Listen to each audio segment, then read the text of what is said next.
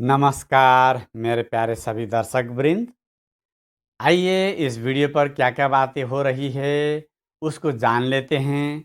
उसके बाद मैं प्रमाण के सहित उपस्थित होकर आप सबके सामने इस समस्या का समाधान पेश करूंगा। अगर मेरा वीडियो आप लोगों को अच्छा लगता हो तो कृपया लाइक, शेयर और सब्सक्राइब करना मत भूलें। चलते हैं वीडियो की तरफ। हेलो सर, कैसे हो सर? ठीक ठाक भैया, वेलकम। कैसे हैं? थैंक यू सर जी, बहुत बहुत बढ़िया सर। सर एक बार जो मुफ्ती साहब से बात करनी थी, इनको बोलो जाए ना एक बार। जो जी आपने फरमाइए। जो आपने स्टार्टिंग में वो सर जी क्या बोलते हैं उसको, मनुष्य स्मृति का श्लोक अध्याय नंबर 8 का श्लोक नंबर 77 पेश किया था, एक बार फिर से पेश करें सर जी। ये लें जी, ये कर देते हैं। ये था जी। जी जी, इसको पढ़ के बताएं सर, इससे आप क्या समझ रहे हैं? हिंदी में समझाएं सर, मुझे इंग्लिश नहीं आती। हिंदी में ये है कि बहुत सी महिलाओं को विटनेस करने का राइट नहीं दिया गया मनुस्मृति के अंदर, उनकी बुद्धि की वजह से। ये कहा जा रहा है कि उनकी अंडरस्टैंडिंग जो है वो स्टडी नहीं होती, स्टेबल नहीं होती। अच्छा। ये जो जी। बात आपने लिखी है ना, यही इंग्लिश में है। Because the G. Understanding of women is not steady. असल ये है कि हाँ। असल के इसमें हिंदी में भी और इसी तरीके से इंग्लिश में भी कैटेगोरिकली औरतों को ये कह दिया गया कि इनकी बुद्धि एक दिशा में नहीं होती।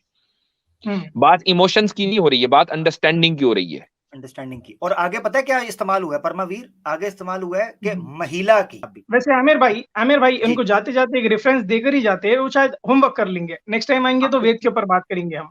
जी बिल्कुल, आप कोई रेफरेंस दीजिए, 3 4 2 जितना भी देना है, मैं अगली बार जुड़ूंगा तो आपको जवाब ठीक जरूर है, दूंगा। जबरदस्त जबरदस्त, ठीक है। धन्यवाद। एक ही रेफरेंस देता हूँ, आप क्रॉस चेक कर लीजिए। जी। गरुड़ा पुराना है, बुक पुराना, number okay. 1, chapter number 109, verse number okay. 29 to 32। वर्ष इसमें नंबर लिखा है कि 29, वर्ष नंबर।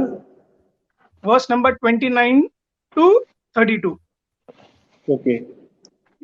इसमें मतलब लिखा है तीन। कि women are softened by being beaten, they do not deserve gentle handling. Okay. Hindi.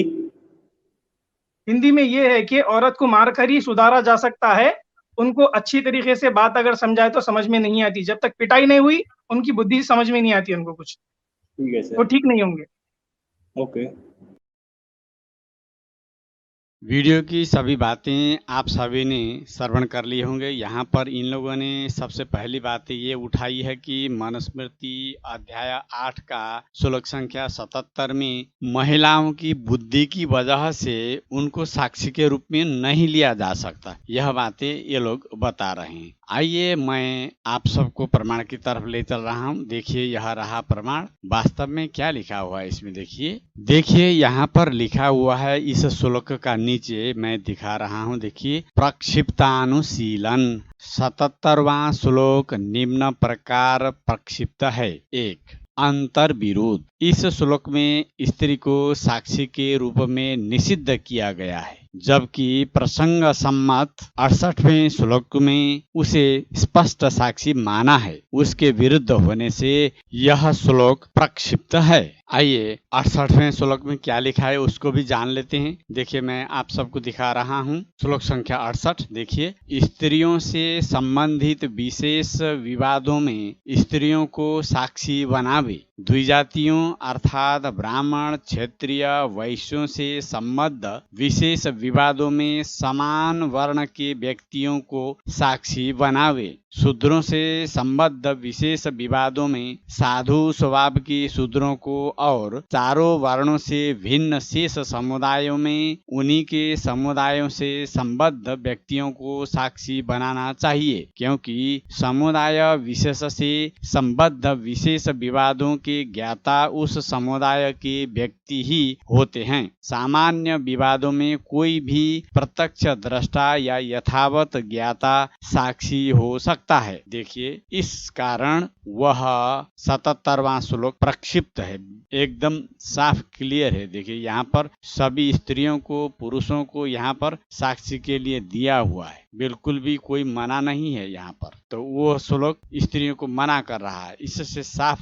जाहिर होता है कि वह 77वां श्लोक प्रक्षिप्त है। अब देखिए प्रक्षिप्त होने का दूसरा कारण क्या है। देखिए यहाँ पर लिखा हुआ है प्रसंग विरोध क। यहाँ पूर्वापर प्रसंग साक्ष्य लेने की विधि का चल रहा है। बीच में स्त्री को साक्षी के लिए अनुपयुक्त कहना प्रसंग भंजक वर्णन है। ख साक्षी के लिए कौन उपयुक्त है कौन अनुपयुक्त, इस विधान का प्रसंग पहले अध्याय 8 का श्लोक संख्या 63 से लेकर 64 तक आ चुका है। प्रसंग समाप्ति के पश्चात पुनः नए सिरे से उस प्रसंग को कहना अप्रासंगिक है। देखिए इस वजह से यह 77वां श्लोक प्रक्षिप्त है। तो मैं दिखा रहा हूँ, देखिए यहाँ पर 63 और 64 में क्या क्या लिखा हुआ है उसको भी जान लेते हैं। देखिए यहाँ पर 63 में क्या लिखा, चारों वर्णों में विवादों मुकदमों में घटना के प्रत्यक्ष दृष्टा अथवा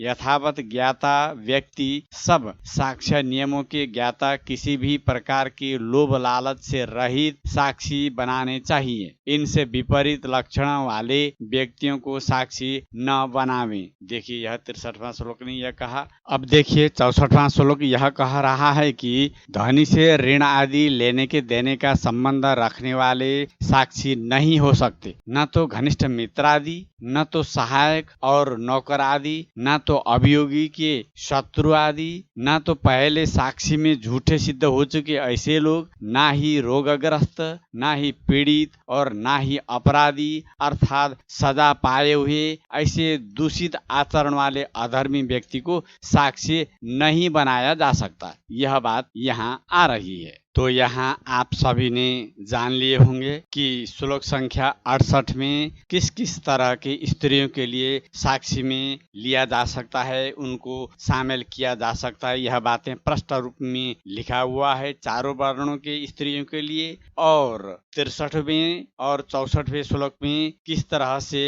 जो प्रत्यक्ष दृष्टा है उसको लिया जा सकता है साक्षी के रूप में, जो लोभ लालच से रहित होगा उसको लिया जा सकता है। और किस किस तरह के लोगों को साक्षी में नहीं लिया जा सकता है वह 64वें श्लोक में बताया गया है। तो इस तरह से 63वां 64वां और 68वां श्लोकों को देखने से साफ पता चलता है कि यह 77वां श्लोक बाद में प्रक्षिप्त किया गया है। इसलिए यह 77वां श्लोक मनु महाराज का यानी मनुस्मृति का श्लोक नहीं है।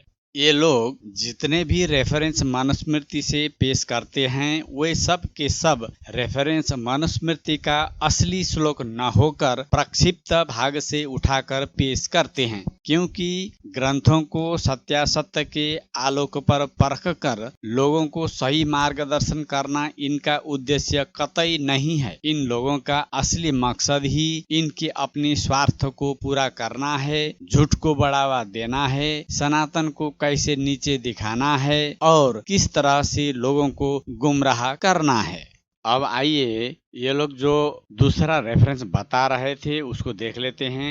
ये लोग जो दूसरा रेफरेंस बता रहे हैं यह गरुड़ पुराण का अध्याय 109 का श्लोक संख्या 31 से यह बताने की कोशिश कर रहे हैं कि वहां पर औरतों को मार के पीट के ही उसको काबू में किया जा सकता है। यह बातें लिखा हुआ है, यह बता रहे हैं। तो बताते टाइम ये लोग बोल रहे हैं कि 29, 30, 31 श्लोक 32 श्लोक ऐसा लिख के दिखा रहे हैं। देखिए मैं भी यहाँ आप लोगों को स्क्रीनशॉट करके दिखा रहा हूँ। चलिए वास्तविकता क्या है उसको जान लेते हैं। देखिए यह मैं दिखा रहा हूँ गरुड़ पुराण का मूल जो पाठ है, मूल संस्कृत में लिखा हुआ पाठ। देखिए यह 109 अध्याय का है। यहाँ पर मैं आप लोगों को दिखा रहा हूँ। देखिए यह 30वां श्लोक हो गया। तस्करस्य वधू दंड कुमित्र स्याल्प भाषणम पृथक सह्या तो नारीणाम ब्राह्मणस्या निमंत्रणम। यह 30वां हो गया। 31वां ये लोग जो बात उठा रहे हैं 31वां श्लोक में क्या लिखा है देखिए। जानियात प्रेषणीय भृत्यान बांधवान व्यसनागमे मित्रान चापदि काले च भार्यान च विवक्षय। चलते हैं अब हिंदी में क्या लिखा हुआ देखिए। मैं यह पूरा दिखा रहा हूँ। यहाँ पर गरुड़ पुराण का आचार कांड देखिए, पृष्ठ संख्या 527 है।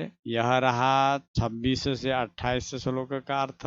यह रहा 29वां श्लोक। यह रहा 30वां श्लोक। देखिए 30वां में क्या लिखा था। तस्करस्य वधू दंड कुमित्र चोरस्याल्प भाषणम पृथक सय्यातु नारीणाम ब्राह्मणस्य निमंत्रणम, यानी चोर का वध ही उसका दंड है, दुष्ट मित्र के लिए समुचित दंड उसके साथ अल्प वार्तालाप करना है, स्त्रियों का दंड उनसे पृथक शय्या पर शयन करना तथा ब्राह्मण के लिए दंड निमंत्रण न देना है। देखिए यहाँ पर 30वां श्लोक में यह बात लिखा हुआ है। अब 31वां श्लोक में क्या लिखा है देखिए, जानियात प्रेषणे भृत्यान बांधवान व्यसनागमी मित्रंचापदि काले च भार्यांचा विवक्षय, यानी कार्य में संलग्न करने से भृत्य, दुख होने पर बंधु बांधव, विपत्ति काल में मित्र तथा ऐश्वर्य के नष्ट होने पर स्त्री के स्वभाव की परीक्षा करनी चाहिए। भाई यहाँ कहाँ लिखा हुआ है स्त्री को मारपीट करने की? ये लोग जो 31वां श्लोक में हाईलाइट करके बीटन करके दिखाया हुआ है, देखिए यहाँ पर 31वां श्लोक में क्या हो गया, कार्य में संलग्न करने से भृत्य, दुख होने पर बंधु बांधव, विपत्ति काल में मित्र तथा ऐश्वर्य के नष्ट होने पर स्त्री के स्वभाव की परीक्षा करनी चाहिए। कुछ भी नहीं लिखा है औरतों को मारने की पीटने की। देखिए और 32वां श्लोक में देखिए मैं यहाँ दिखा रहा हूँ, स्त्री नाम द्विगुणा आहारा प्रज्ञा चैव चतुर्गुणः सद्गुणो व्यवसायश्च कामाश्चाष्ट गुणः स्मृत, यानी पुरुषों की अपेक्षा स्त्रियों का आहार 2 गुना, बुद्धि 4 गुनी, कार्य की क्षमता 6 गुनी और काम वासना 8 गुनी अधिक मानी गई है। देखिए यहाँ कहीं भी औरतों को मारने की पीटने की बात नहीं लिखी। ये लोग क्या कर रहे हैं आप सब लोग समझे, ये लोग अपना मनमाना नकली अर्थ बनाकर, नकली श्लोक बनाकर ये लोग दिखाते हैं। कभी भी ये लोग अभी तक इन लोगों ने छापाखाना से प्रकाशित किया गया हमारे धर्म ग्रंथों से यानी किताबों से उठाकर नहीं दिखाते, इनका अपना मनमाना अर्थ बनाकर वहां पर विभिन्न चित्र टांग कर और ऐसे दिखाते हैं। या तो ये लोग जो सनातन विरोधी वेबसाइट हैं वहां से उठाकर लाकर दिखाते हैं, इनका अपना मकसद पूरा करने के लिए। यहाँ पर हमारे ग्रंथों में ऐसा लिखा हुआ है भी नहीं, इतने झूठ पेश कर रहे हैं सनातन को नीचा दिखाने के लिए। तो जितने भी लोग मेरा यह वीडियो देख रहे हैं, यह मैं प्रमाण के साथ आप सबके सामने रखा। इन लोगों का मकसद, नियत और जो प्रोपेगेंडा है उसको जानकर समझकर तभी इनके चैनल पर जाया करें, वरना ऐसे चैनलों पर जाने से कोई फायदा नहीं है। ऐसे लोगों से सचेत रहें।